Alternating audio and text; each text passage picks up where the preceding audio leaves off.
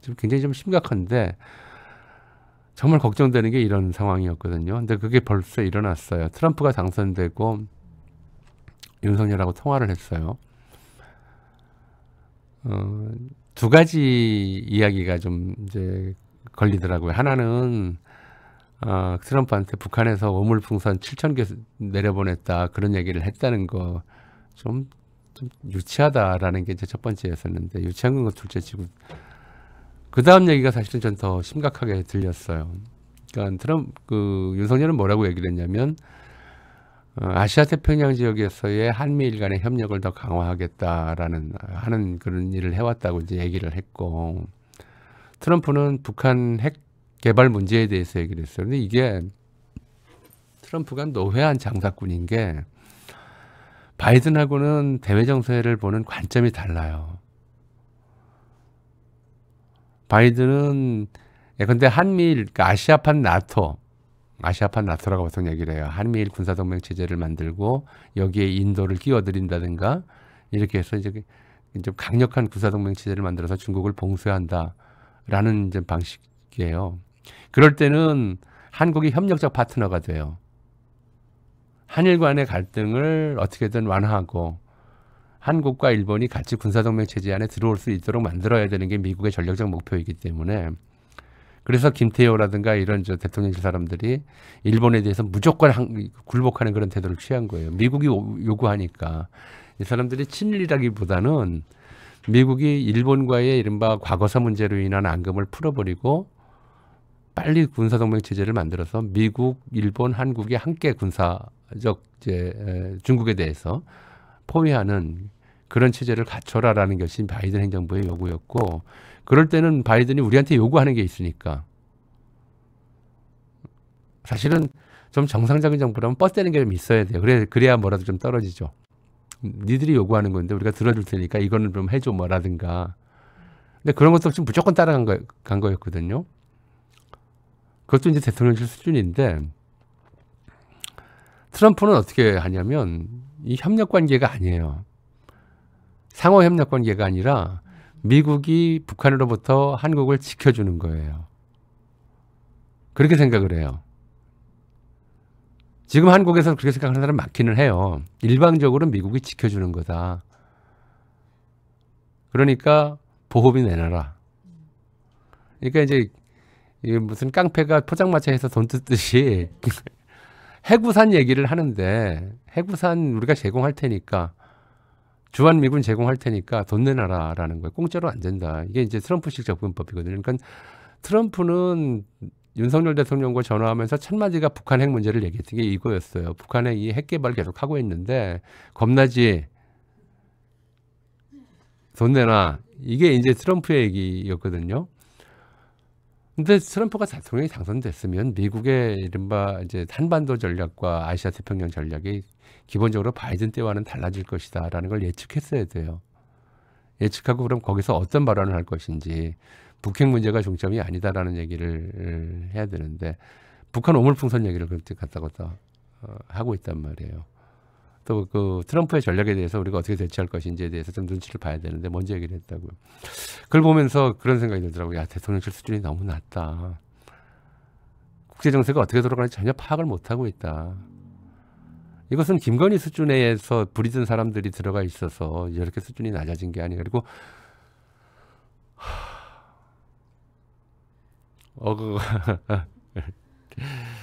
그저께 저 대통령 그 대국민 담화를 보면서 또 한 번 뼈저리게 느꼈어요. 제가 오죽하면 네이버에다가 사과문 대필이라고 검색을 해봤어요. 해주는 데들이 있어요. 얼마 전에 이제 문제가 됐었죠.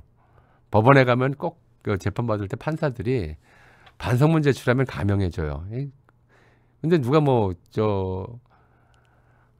진짜 죄 없는 사람은 반성문 제출 안 했다가 오히려 반성하지 않는다고 저 형을 더 받기도 하는데 황당하죠, 우리나라 이 법원 관행이라고 하는 게. 근데 무슨 잡범들 자기 혼자 반성문도 못 쓰는 사람들이 많아요. 그러니까 변호사들이 반성문 업체에다가 대신 쓰게 해요.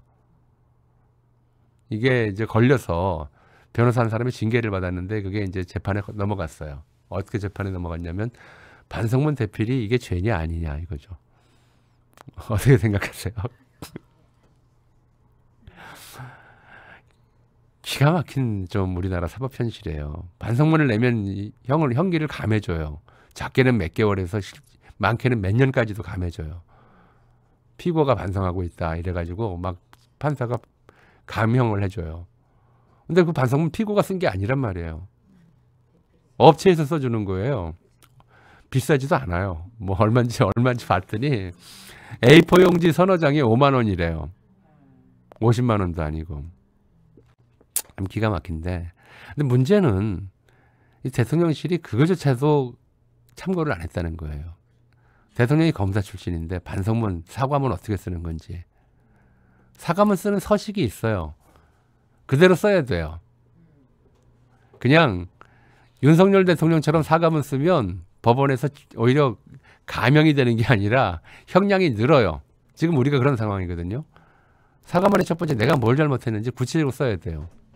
내 잘못을 인지하고 있다. 예를 들어 상대방이 피해라고 하니까는 미안하다. 이렇게 쓰면 안 돼요.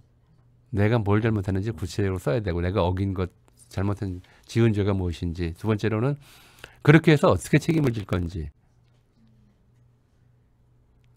그리고 세 번째로는 이런 일이 다시는 일어나지 않도록 하겠다는 각오. 대략 이 세 가지는 반드시 들어가야 되거든요. 예전에 김현철 씨, 김영삼 대통령 아들 국정 개입 의혹이 빚어졌을 때 김영삼이 대국민 사과를 했어요. 그게 딱 이 양식이었어요. 내 아들이 나 몰래 이런저런 짓을 저지르고 다녔다. 잘못했다. 내 아들에 대한 사법적 처리를 받게 하겠다. 책임지게 하겠다. 두 번째. 그리고 다시는 이런 일이 일어나지 않도록 내 아들과 앞으로 임기 중에 만나지 않겠다. 이게 이제 김영삼 대통령의 사과문이었어요. 그게 사과예요. 대국민 사과라면. 근데 이 사람은 딱 하니 사과를 해놓고는 사과한다고 꼭 허리를 숙이고서는 한다는 얘기가, 오죽하면 그랬겠어요. 기자가 뭘 사과한 거냐. 뭘 사과한 거냐 그랬더니 국민을 존중하고 존경하는 의미에서 사과한 거고 구체적으로 사과할 일은 없다라고 얘기를 했어요. 이건 뭐 대통령 본인도 사실은 이 사람 좀 정신이, 제일 좀 불안한 것 중에 또 하나가 정신이 오락가락 하는 것 같아요. 벌써 말은 이제 하는데 자기가 어떻게 특검의 위원이라는 얘기를 할 수가 있어요. 자기가 특검 수사팀장이었고, 그리고 그 박근혜 최순실 국정농단 특검은 바로 이제 이 위헌 심판 청구 소송의 대상이 된 특검이에요. 최순실이 소송했거든요. 특검이 위헌이다라고, 삼권 분립 위반이라는 주장을 최순실이 했어요. 그래서 헌법재판소에서 위헌 아니다, 합헌이다라고 판결을 했단 말이에요. 근데 제가 또 위헌이라고 그래요. 최순실 주장을 받아들여서. 그렇게 오락가락하는 이야기를 하면서 이제 이런 메시지를 내놓은 거죠. 사과는 하는데 구체적으로 잘못한 건 없다. 이게 그런 얘기잖아요. 그럼 이거 대통령실에서 검증 안 했겠어요? 어떻게 사과할 거냐, 사과하는 방식은. 사과하는 쇼만 하고 나머지는 구체적인 걸 인정하지 말아라고 결정했겠죠. 이게 말이 되는 거냐고요. 반응이 더 놀라워요. 대통령실은 흡족해하는 분위기다. 잘했다.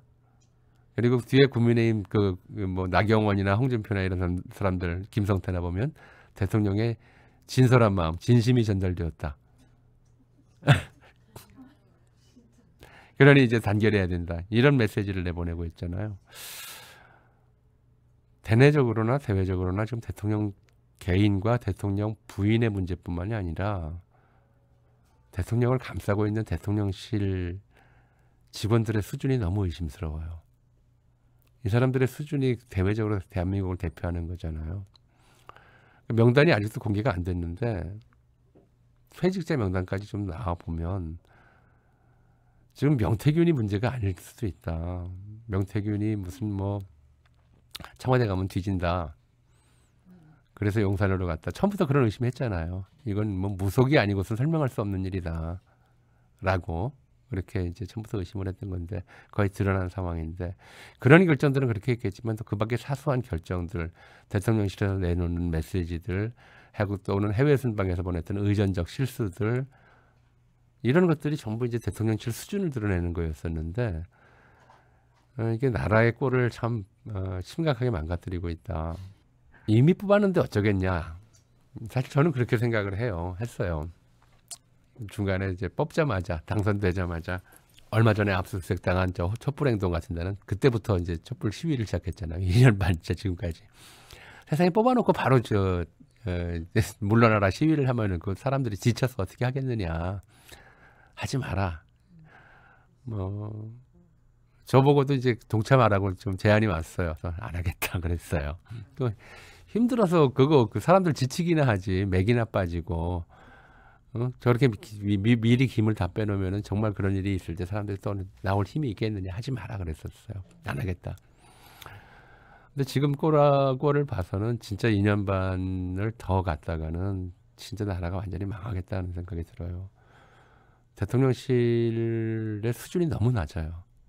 너무 낮아서 우리가 그래도 뭐 이승만 때부터야 그렇다 치더라도 87년 헌법 이후에 40년 가까이는 그나마 이제 대통령실 내에서 꼴을 갖추려고 애를 써왔었는데 이게 전부 거기서 제가 볼 때는 대통령실에서 제일 수준이 높은 사람이 누굴까?